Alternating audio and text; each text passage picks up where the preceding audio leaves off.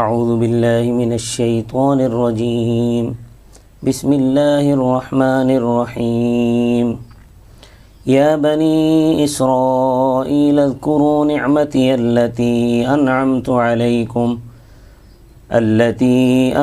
عليكم وأني فضلتكم على العالمين واتقوا يوما لا تجزي نفس عن نفس شيئا ولا يقبل منها شفاعة ولا يؤخذ منها عدل ولا هم ينصرون صدق الله العظيم۔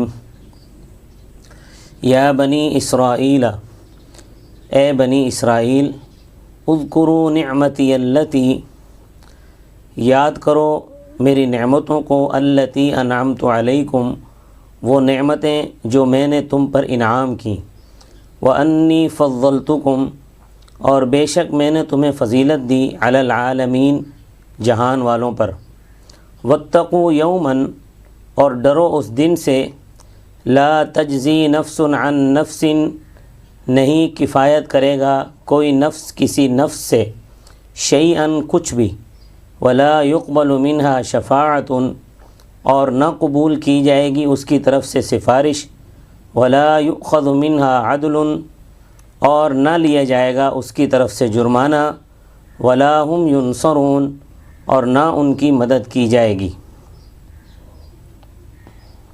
اس سے پہلے رکوع میں یا بنی اسرائیل اذکروا نعمتی التی انعمت علیکم کے ذکر میں نے کہا تھا کہ یہ اجمال ہے، اس کی تفصیل اگلے رکوع میں آ رہی ہے، آگے آئے گی۔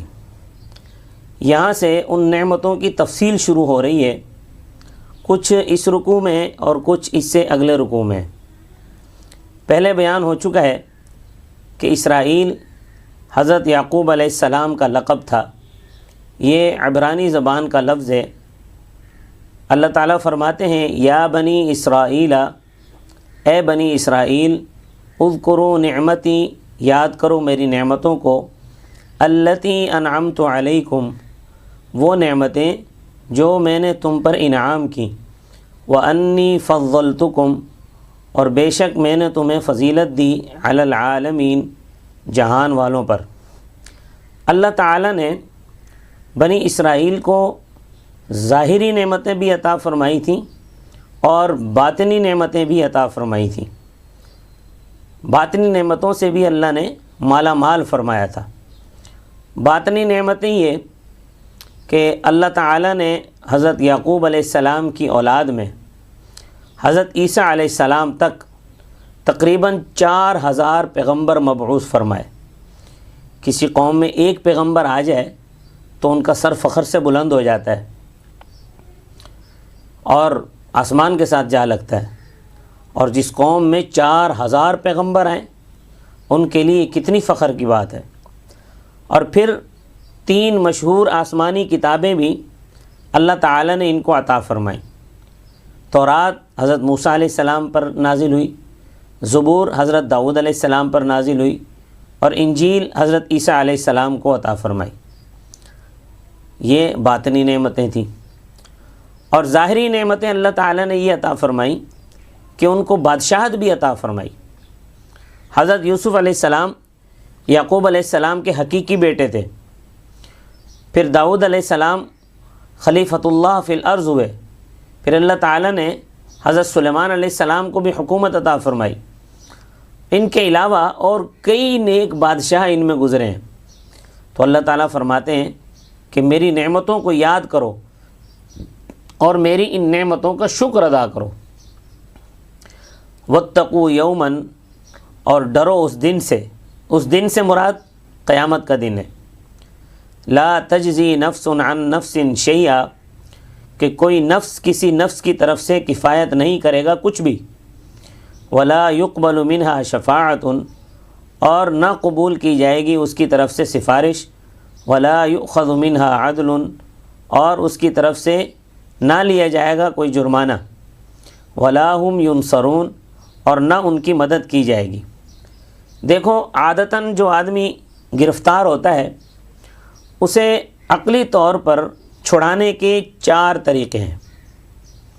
ایک یہ ہے کہ کوئی دوسرا شخص اس کا ضامن بن جائے اور اس بات کی ضمانت دے کہ یہ بھاگے گا نہیں، میں اس کو عدالت میں پیش کروں گا، یا جو کچھ اس کے ذمے رقم وغیرہ ہے وہ اس کی ضمانت دے کر اس کو چھڑا لے۔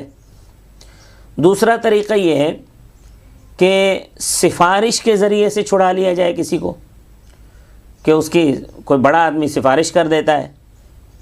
تیسرا طریقہ یہ ہے کہ جرمانہ ادا کر کے چھڑا لیا جاتا ہے۔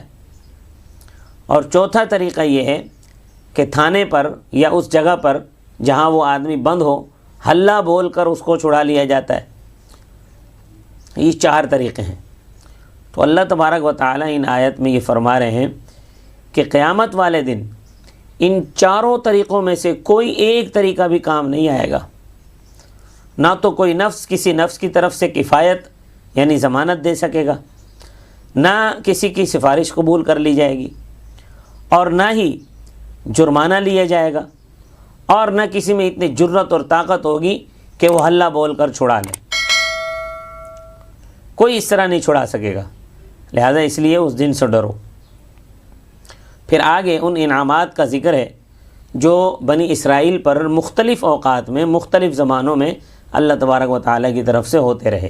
انشاءاللہ انعامات کا بیان اگلے درس میں اللہ تبارک و تعالیٰ مجھے اور آپ کو عمل کی توفیق عطا فرمائے۔ وما علینا